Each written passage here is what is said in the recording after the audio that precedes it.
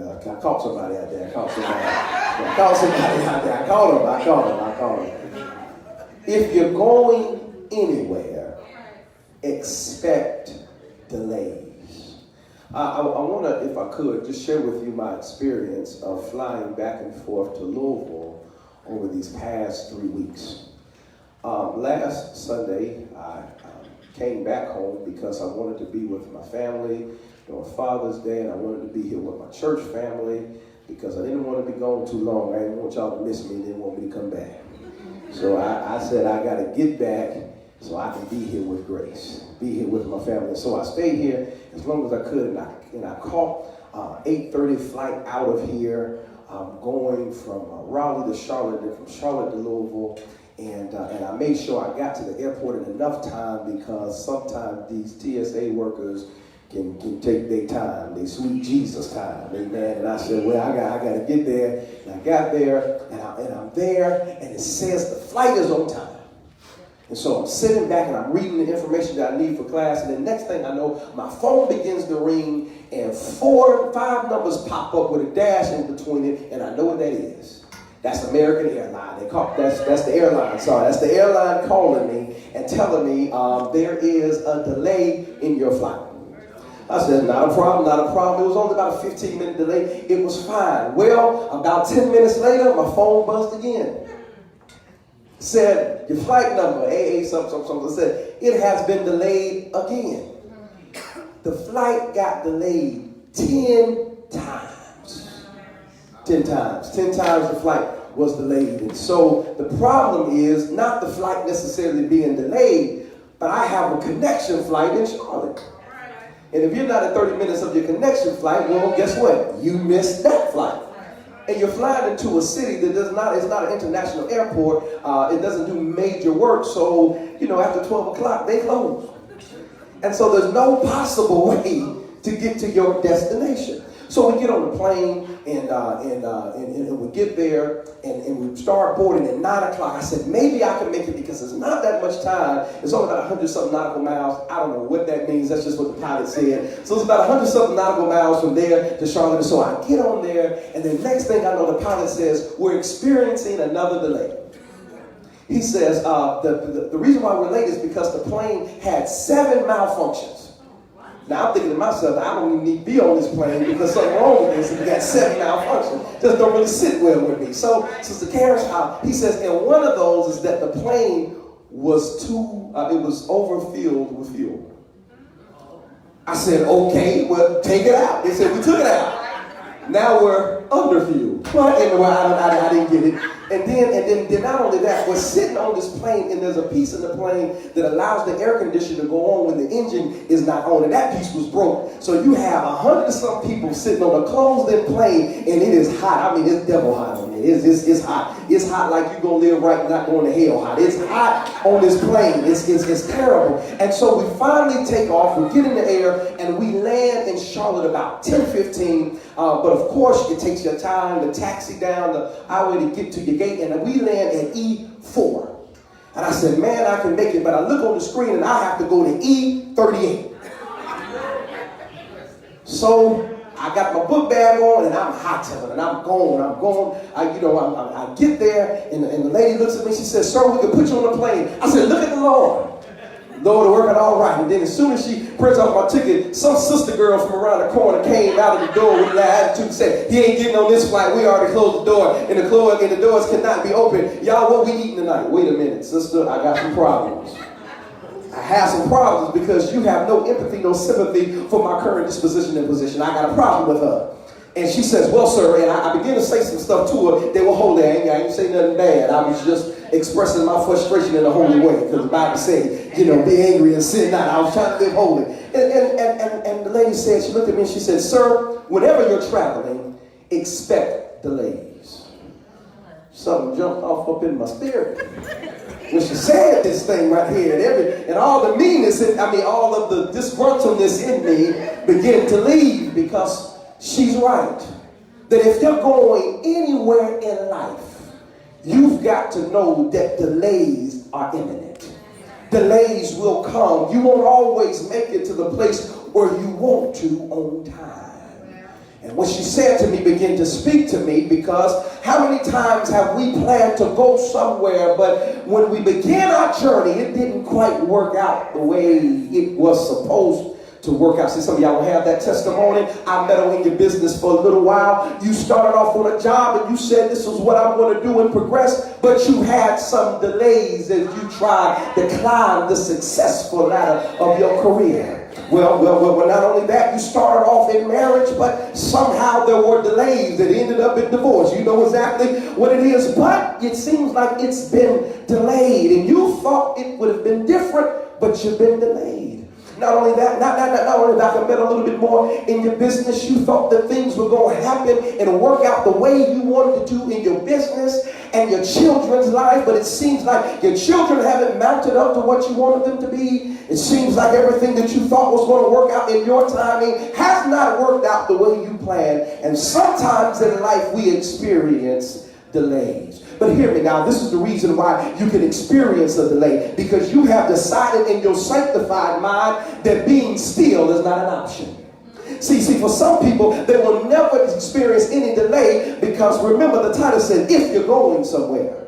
And so when people are not going anywhere, delays are never their experience. Sometimes they never experience heartaches and downfalls and pitfalls and weariness and crying. But for those who have dared to believe God and step out on nothing to believe Him for the impossible, know that delays will come. It's just a part of the process. And sometimes we look around, even at our own church, we're supposed to be renovating by now, but delays. We're supposed to be filled by now, but delays. We're supposed to be further along by now, but delays. But you can't have a delay if you're standing still. But if you're moving, going somewhere, delays will come to you. And I came to tell you, don't you get weary in your delay. You ought to just celebrate. At least I put one foot in front of the other and decided to go somewhere where eyes haven't seen, ears haven't heard. At least I got off my do nothing and got up and did something. At least I moved from stagnation to something that is possible. At least you moved.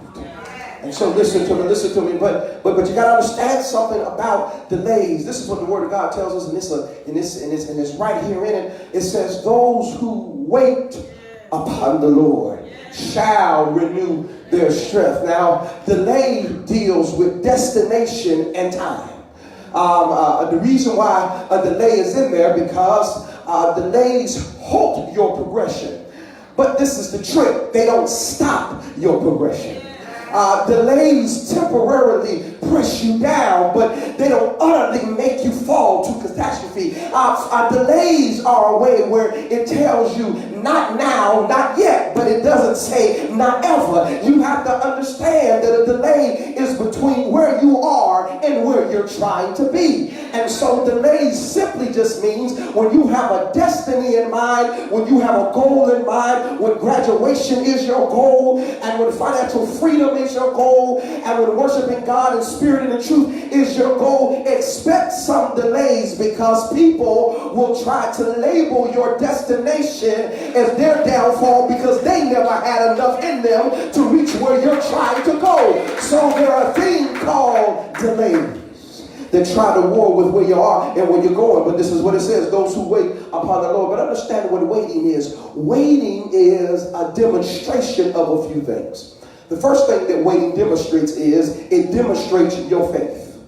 Okay, listen to me real carefully. It says that now faith is the substance of things hoped for, but the evidence of things not seen. So if I'm waiting, especially waiting on the Lord, it takes a whole lot for me to wait. Here's the reason why. Because if I'm waiting in my own understanding, I'm easily distracted, so I can go down another path to try to reach where I'm trying to go. But if you wait on Lord, He's the one that will give you direction and renew your strength. See, there's many of us that we've been waiting, but we haven't been waiting by faith. We've been waiting by understanding. But the word says, lean not to your own understanding. And listen, there's a few people in here, you've tried to calculate your movements. No, baby, you've got to learn how to enact your faith, because your faith will take you places that your understanding will never take you. because I understand it to be no, but my faith tells me it's yes. My understanding says it's impossible, but my faith says with God all things are possible.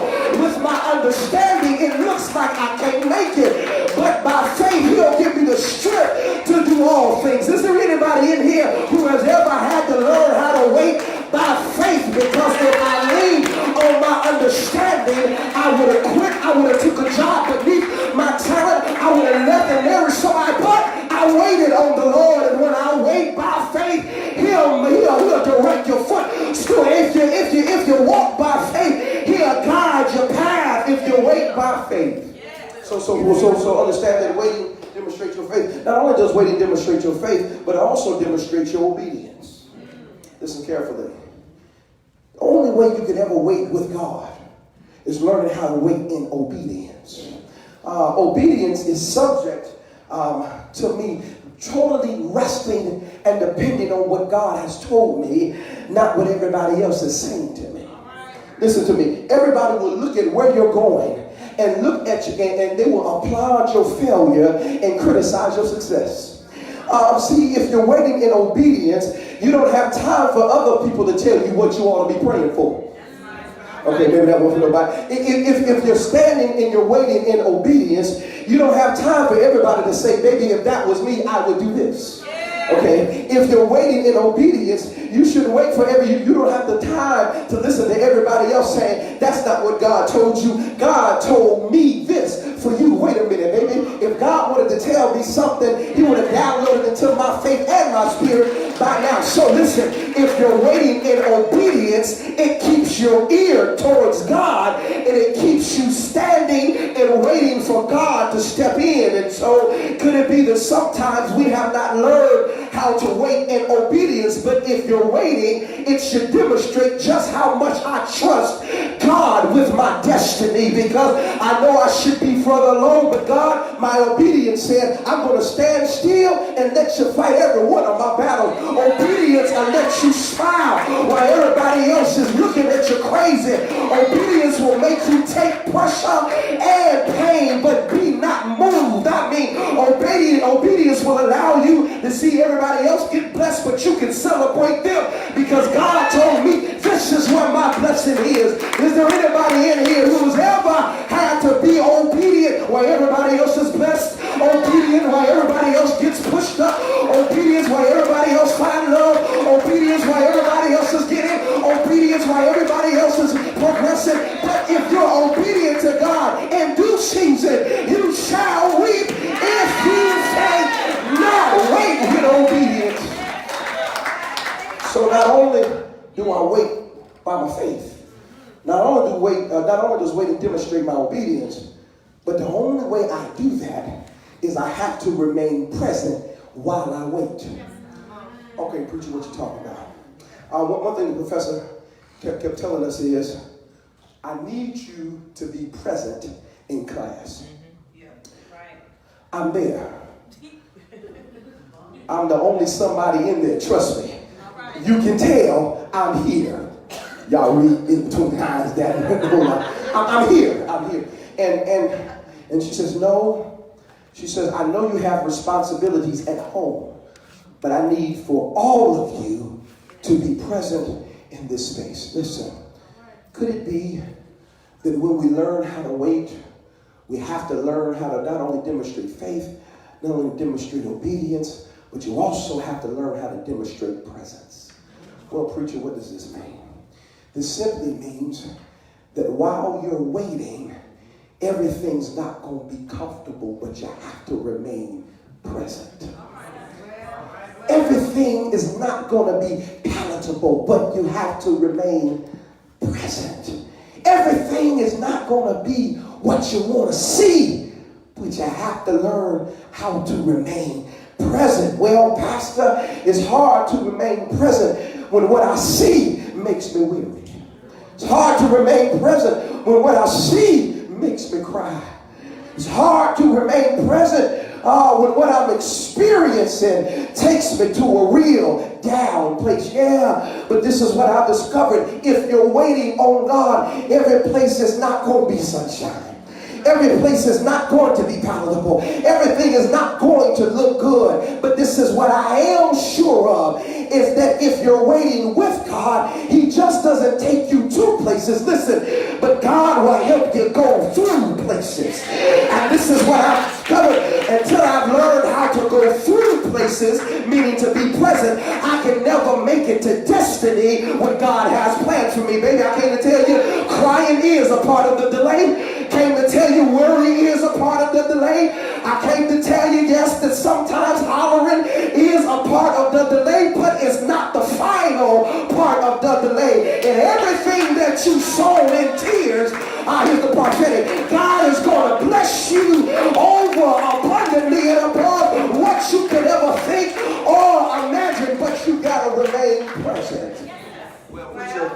I don't see that in the text. Let me show it to you. The next part of the text says, shall renew. Yes. Listen, if you're going somewhere, expect delays. By waiting, you got to wait by demonstrating your faith, your obedience, and your presence. But not only that, by waiting on God, it allows you to receive from God.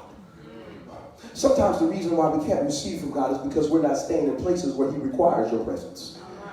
All right, here we go. Here's the reason why. Because if you're not prepared for the destination, if you're not prepared for the destiny, though that is why delays keep holding you so preparation can take place.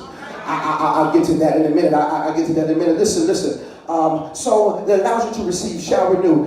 So if I'm waiting by God, if I'm waiting with God, God also, not only am I blessing the kingdom of God, but God in return will bless me. This is what it says, shall.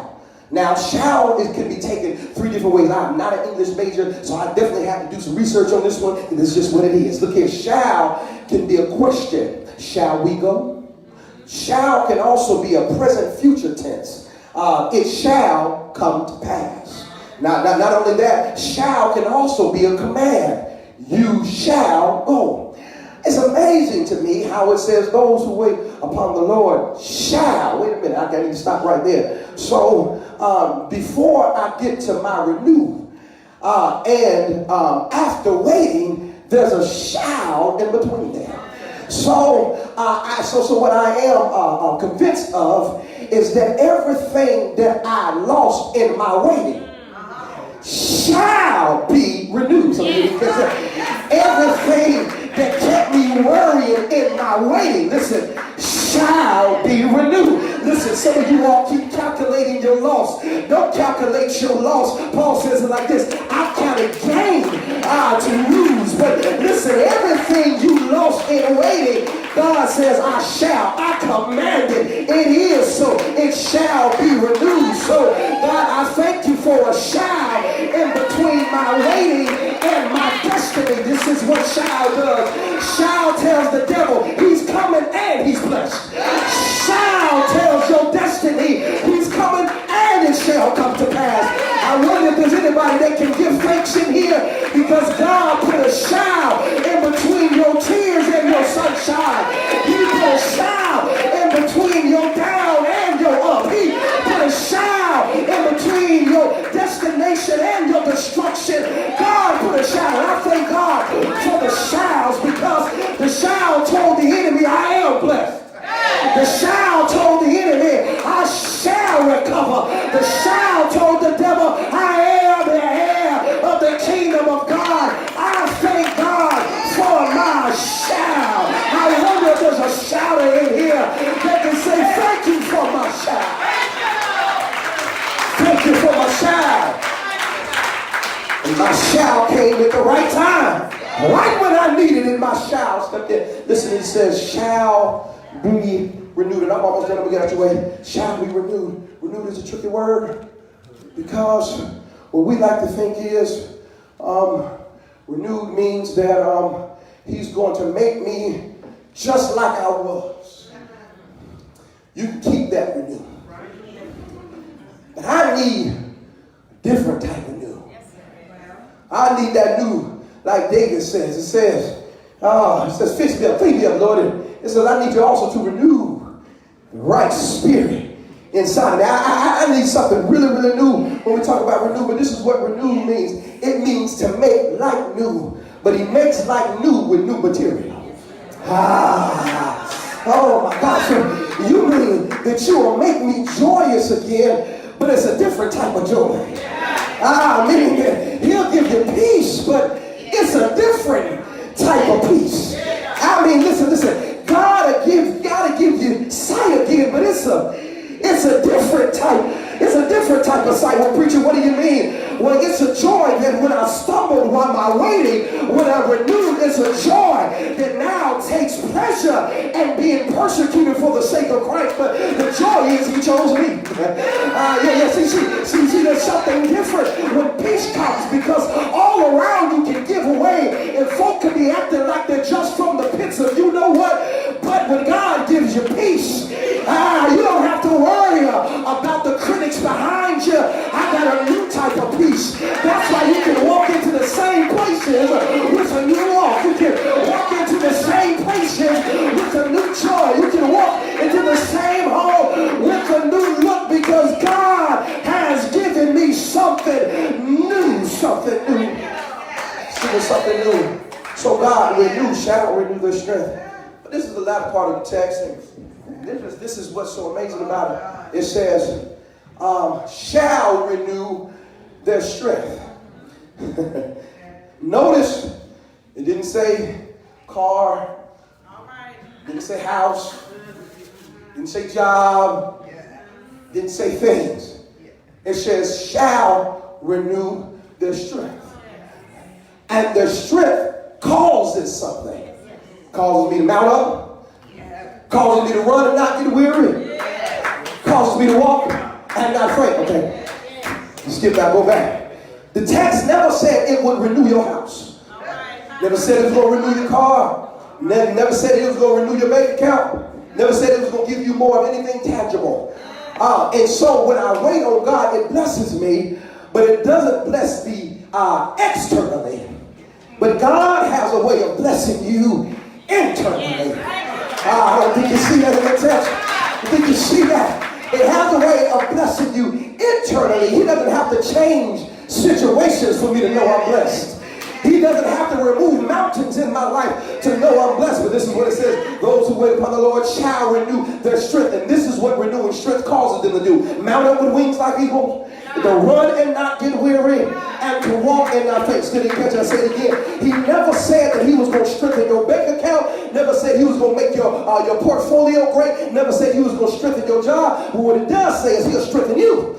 Oh God, and if he strengthens you, it'll cause you to get up from where you are and mount up with wings like eagles. Not only that, it'll allow you to get some sprinting back in your spiritual legs and not get weary.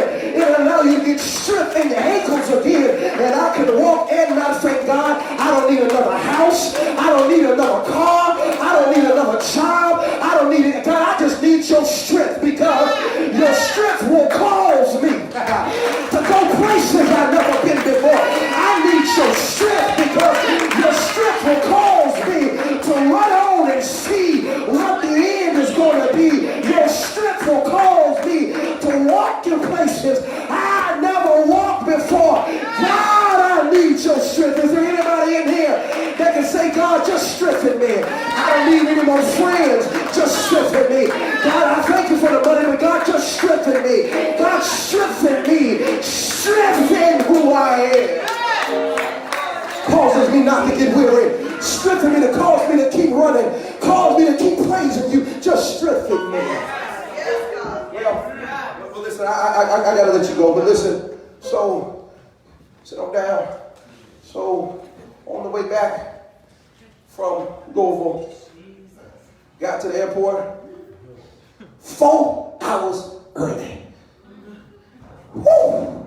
I just ain't had nothing to do. I was Louisville down. I went to the airport, got there 4 hours early, and got there, checked in, went upstairs and got me something to eat. And yes, I did. Got me something to eat, and came back down.